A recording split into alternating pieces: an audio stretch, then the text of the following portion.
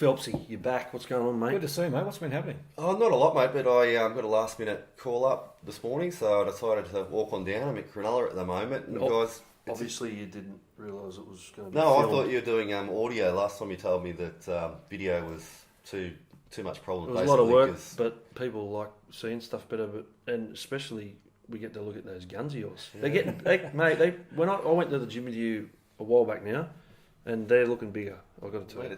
I've got a heavy keyboard these days, so when I'm tapping on the keys, it gives you a bit of a workout while you're doing it. So, cocaine, you got something?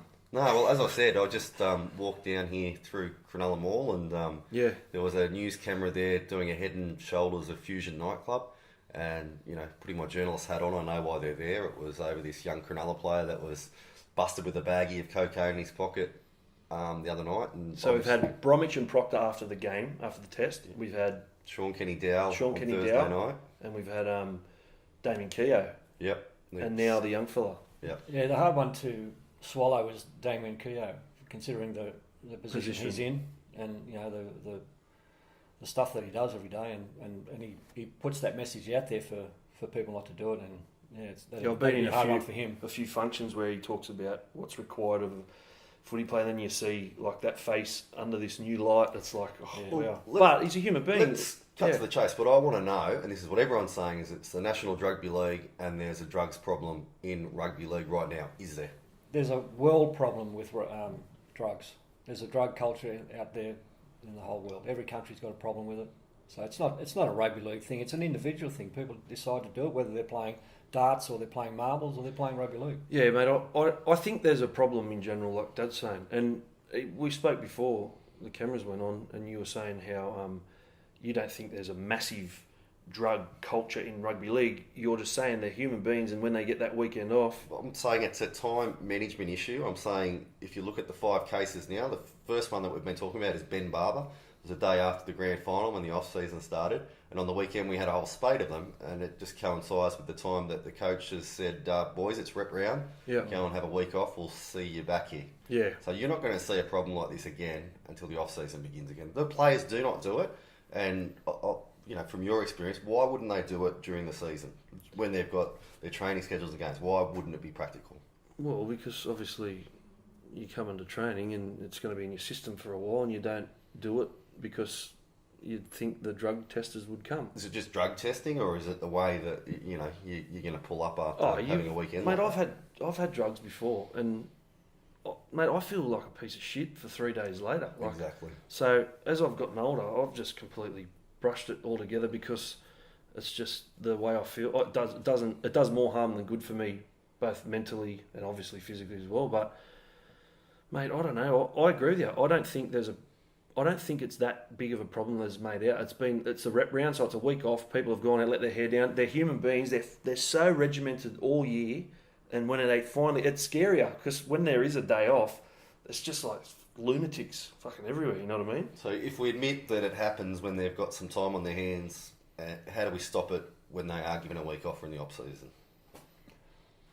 And do we need to?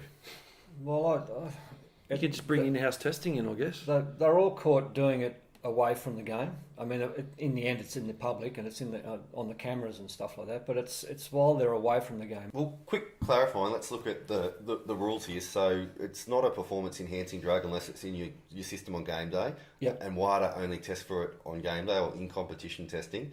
The only other time it's tested, and this is up to the NRL, they've got their own recreational drugs policy. They'll go and test for it whenever they like, and if it's caught, first offence is a slap on the wrist. Second offence is it's made public, counselling, and a minor suspension, and third is when they can really throw the book at you. Yeah. Are the NRL... it's not in their interest to catch people, is it? No. Are they doing it away from the game, or are they doing it training and while they're in the game? It's completely up to them. They pay their own agency to go out and test, so they can do... So when does a player have his own private time?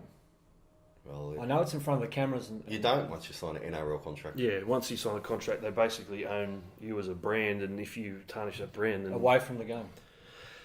Yeah, I suppose...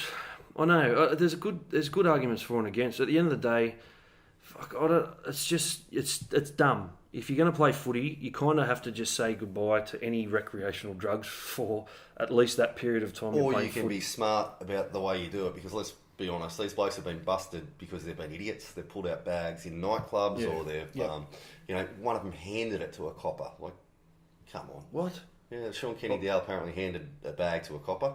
He obviously didn't have his uniform on. Yeah, well, maybe he did, who knows. But wake up. Sold this. Officer, sold this, I'm going to do sure. But I actually don't have a massive problem with it. Everyone's saying, oh, these guys are role models, listen to talkback radio, you get mothers ringing back, I'm not going to let my son watch rugby league anymore. Well, I'm sorry, honey, turn the radio off, because every person on the radio singing a song has probably snorted something up their nose. Don't let your kids listen to music. Yeah, exactly. That's it. How do you stop all the evil of the world? You don't. You've got to be. The role model is you as a parent. That's it. Yeah. And use it when it comes up and your child asks what it is because his sports star's doing it. Use it as an opportunity to have a chat to your child and explain to them what it is and why you should stay away from it. And and it comes down to, like we were talking earlier about the culture in the club and the leadership group, and are they buying into what the coach is selling, which is, no drugs obviously, and hard work and all that stuff. Who are your leaders at your club? I know. If you go to a club and your leader, your captains and your leadership group are ripping in and they're really working together for something, you tend to follow. Yeah, you're senior players, yeah, that's right. Look, as a rugby league fan, I don't stop watching rugby league because a bloke gets busted with a bag of coke in his pocket on a weekend. I stop because a referee's, are cracking down on something that's making the game terrible, or because there's a spate of, head highs or drop. It's the game that matters to me. Yeah, that's right. When they say comments like, want to clean the game up, the game's clean. It's the individuals that have got issues with whatever they might do away from the game or during the game. It's an individual thing, no matter what you're doing. Yep. Right. Solve the problems then. That's it. What is it? We let them do drugs behind closed doors. If we don't know, it doesn't matter. Who cares? Yeah, just be careful. No cubicle sharing. If you're a parent, be your child's role model. Yeah, be your child's role model. Exactly. No handing bags of cocaine to officers. And that's a really good one. Can you just write that down for me when we finish here? Yeah, so good on you, mate. Thanks for coming in. Right, cheers, boys. Good to see you. Thanks, Phelps. Good to see you. Did I crush your hand? Oh, just look at that gun.